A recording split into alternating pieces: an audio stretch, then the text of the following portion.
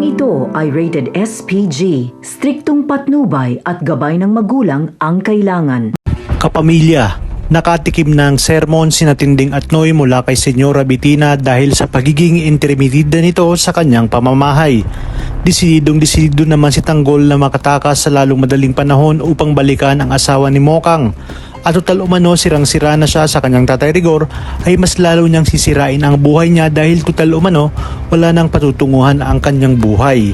Pinuntahan na nga ni Makasanto si Espinas at habang pinagmamasdan niya ito ay sinabi niya sa kanyang sarili na hindi pwedeng bumitaw si Espinas dahil mukhang iniimbestigahan na sila ng pulis na tatay ni Tanggol na siya ngang si Rigor at pag nagtagumpay umano ito ay baka pati siya ay sumabit. Dagdag pa niya na si Espinas lang ang makakagawa ng paraan upang makaiwas sila sa pagkabulilyaso ng lahat ng trabaho nila at maya-maya pa nga ay nagkamalay na si Espinas.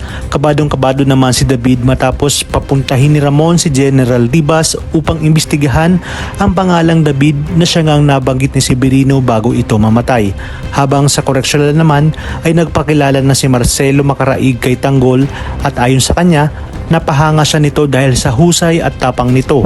At ang mga dapat nating abangan ngayong Miyerkules, magsisimula ng hanapin ni na Supremo kung sino ang napangasawa ni Mokang dahil na rin sa hiling ni Tanggol kay Ben na tulungan siyang hanapin ito.